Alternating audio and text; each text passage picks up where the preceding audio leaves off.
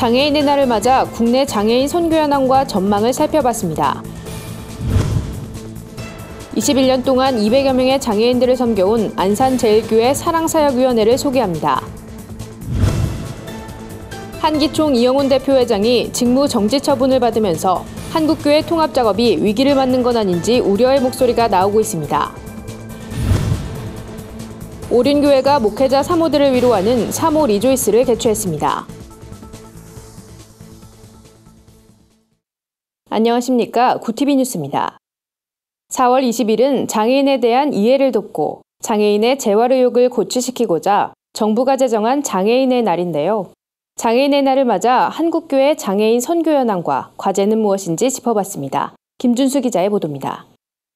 한국교회 초기 장애인 선교는 1976년 설립된 베데스다 선교회나 1979년부터 사역을 펼친 한국미랄선교단 등 선교단체를 중심으로 이뤄졌습니다.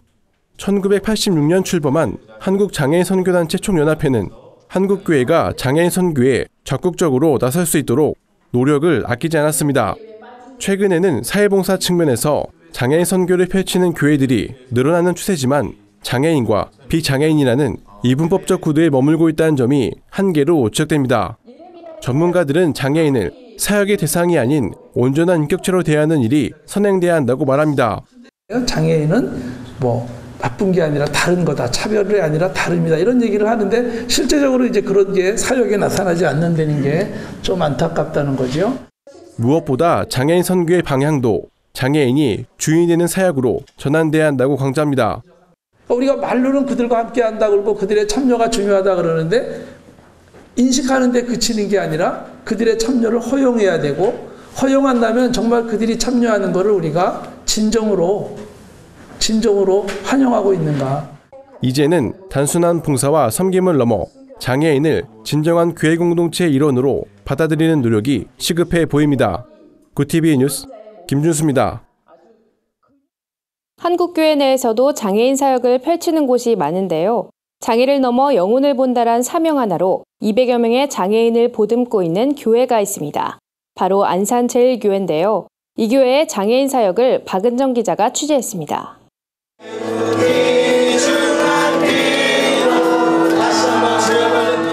서로의 모습은 다르지만 안산제일교회 사랑부 친구들은 다윗이 하나님을 찬양했던 것처럼 자신만의 언어와 몸짓으로 뜨겁게 예배를 드립니다. 안산제일교회 사랑사역위원회는 1996년 15명의 교사와 8명의 발달장애 아동들과 함께 예배드린 사랑교실에서부터 시작됐습니다. 발달장애 가정부모들과 자녀들이 좀 더 편하게 예배드릴 수 있도록 도와주고자 시작한 사역이 올해로 벌써 21주년을 맞았습니다. 안산제일교회 사랑부 예배는 아동사랑부부터 청장년사랑부, 비전사랑부 등 성도들의 장애 특성과 연령에 맞춰 구성돼 있습니다. 사실 한 교회에 200여 명의 장애인들이 함께 예배드리기란 쉽지 않습니다. 사랑부 사역이 여기까지 올 수 있었던 건 바로 교사들의 헌신이 있었기 때문입니다. 사랑부에서 사역하고 있는 교사들은 약 200여 명으로 장애인 1명당 교사 1명이 맡고 있는 셈입니다. 대부분은 한결같이 그 아이들을 사랑하고자 하는 그 마음 때문에 오신 겁니다. 무엇보다 그 아이들 혹은 그 지체들이 우리 안산지역의 한 공동체라는 일원이라는 그 마음을 가지고 교사들의 사랑에 조금은 느리지만 장애인들은 차츰 변하고 있습니다. 자녀들의 성장에 오히려 부모들까지 교회로 전도되고 있습니다. 재밌는 건 찬양이나 율동 그리고 헌금할 때 예배할 때 같이 즐거웠었고요. 그리고 하느님께서 더 알기 때문에 더 성경에 대해서 알고 싶었습니다. 사랑부는 장애인들의 독립심을 키우고 스스로 하나님 앞에 나올 수 있도록 귀가 교육을 실시하고 있습니다. 매주 토요일엔 바리스타와 제빵 기능사 등의 기술을 배울 수 있는 다양한 프로그램도 진행 중입니다. 안산제일교회 박석주 목사는 사랑하는 만큼 보인다란 말처럼 오랫동안 사랑으로 장애인들을 바라봐주길 바란다고 말했습니다. 구티비 뉴스 박은정입니다. 급물살을 타던 한국교회 통합 작업이 한기총 이영훈 대표회장의 직무정지로 위기를 맞았습니다. 그간 한기총과 한교연 두 연합기관 통합에 박차를 가했던 이 대표회장의 법원이 직무정지 가처분을 내렸기 때문입니다. 기독교계는 이번 일로 한국교회 수건이었던 연합기관 통합이 또다시 미뤄지는 건 아닌지 우려하고 있습니다. 특히 통합의 걸림돌이었던 류광수 목사가 교단 탈퇴 의사를 밝히면서 통합 작업에 가속도가 붙은 상황이었는데요. 이와 관련해 한교연 측은 통합 대상은 이영훈 목사 개인이 아닌 한기총이란 단체라며 통합추진위원회 차원에서 통합 작업을 계속 이어나갈 것이라고 밝혔습니다. 한편 이영훈 대표회장을 상대로 직무정지 가처분 신청을 낸 예장 성서총회 김노아 목사에 대한 비판이 쏟아지고 있습니다. 김노아 목사는 자신을 보혜사라 주장했던 인물로 이단 논란이 있어 왔습니다. 2009년 예장통합교단은 김풍일이란 이름으로 또 다른 보혜사임을 자처했던 김 목사에 대해 신천지 이만희와 유사한 이단 사상을 갖고 있다는 조사 결과를 내놓기도 했습니다. 교계 일각에선 이단 세력의 득세로 한국교회 통합이 가로막히게 됐다고 비판하며 이럴 때일수록 한국교회가 더 연합해서 이단을 막아야 한다고 입을 모았습니다. 교회를 위해 묵묵히 사역을 감당하는 사모들. 사모들은 자신의 어려움을 아무 곳에도 털어놓을 수 없어 흔히 목회 사각지대에 놓여 있다고 할 수 있는데요. 오른교회가 사모들의 마음을 위로하기 위해 시작한 사모 리조이스가 올해도 어김없이 개최됐습니다. 올해는 특별히 행사 10주년을 맞아 더욱 다양하고 풍성한 프로그램들이 마련됐습니다. 오른교회는 행사 기간만큼은 사모들이 쉼과 회복에만 집중할 수 있도록 교회 공간을 꾸몄습니다. 교회 내 화장실을 여성 전용으로 변경했고 주변 사우나를 섭외해 사모들이 언제든지 이용할 수 있도록 했습니다. 또 이어테라피와 초음파실도 마련했습니다. 행사엔 전국 각지에서 모인 500여 명의 사모들이 참석해 쉼을 누리고 즐거운 시간을 가졌습니다. 행사 준비위원장 윤승철 장로는 묵묵히 사역을 감당하며 어려움을 감내해온 사모들이 3일만이라도 모든 것을 잊고 하나님의 따뜻한 위로와 사랑으로 회복되길 바란다고 말했습니다. 한편 교회는 사모들에게 실용적 도움을 주기 위해 건강과 웃음, 노래, 드라마 등 다양한 주제의 선택 특강도 진행했습니다. 세상 속 크리스천들의 다양한 이야기를 만나보는 시간입니다. 오늘은 어떤 소식들이 있는지 김준수 기자가 소개해드립니다.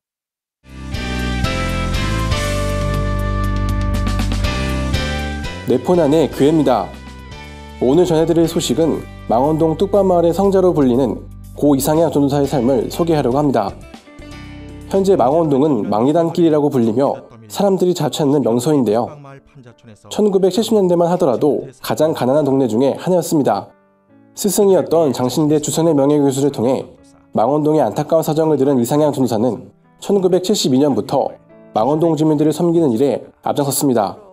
이상향 전도사는 5년 동안 주민들을 위한 공동화장실을 만들고 쓰레기 더미에서 노는 아이들을 위해 보육사업도 실시했습니다. 또 망원제일교회의 전신인 에린교회를 개척해 신앙 공동체도 꾸렸습니다. 하지만 지병인 폐결핵이 악화되어 35살의 젊은 나이로 세상을 떠나고 말았습니다. 그런데 그 의사가 산소호흡기를 그냥 그 자리에서 빼더라고요. 그러니까 이미 벌써 이제 그 응시하고 이런 그 순간이 조용히 이렇게 운명한 그런 아마 시점이었는가 봐요. 그래서 눈도 못 감고 돌아가셨어요. 하나님의 일을 하다 죽을 수 있어 감사하다는 유언을 남긴 이상향 전도사의 삶을 통해 섬김이란 무엇인지 깨닫게 됩니다.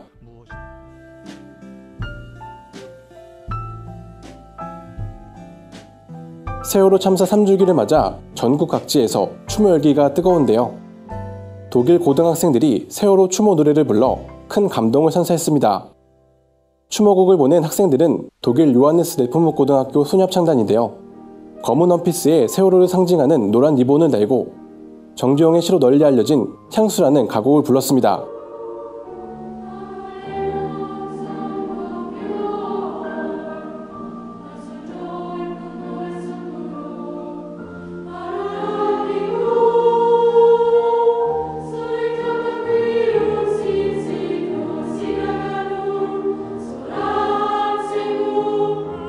영상을 접한 누리꾼들은 세월호의 아픔에는 국경이 없다며 위로의 노래를 불러준 합창단에게 감사의 말을 전했습니다.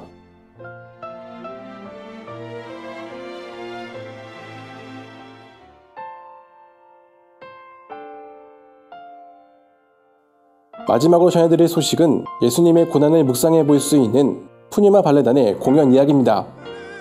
푸뉴마 발레단은 지난 2006년 창단 이후 창조와 구속, 느헤미야를 주제로 공연을 펼쳐하는데요.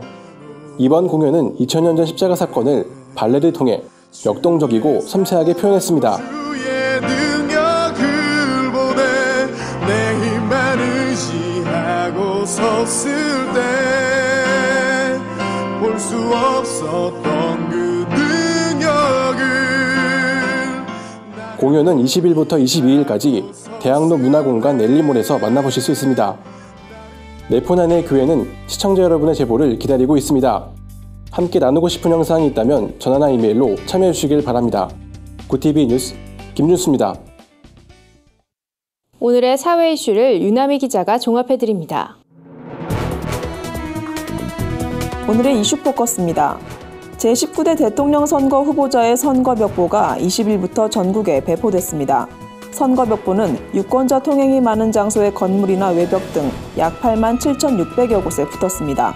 선거벽보엔 후보자의 사진과 성명, 기호, 학력, 경력 등 홍보에 필요한 사항이 게재되어 있는데요. 선거벽보 내용 중 학력과 경력 등의 거짓이 있다면 누구든지 중앙선관위에 이의를 제기할 수 있고 거짓이라고 판명되면 그 사실을 공고하게 됩니다.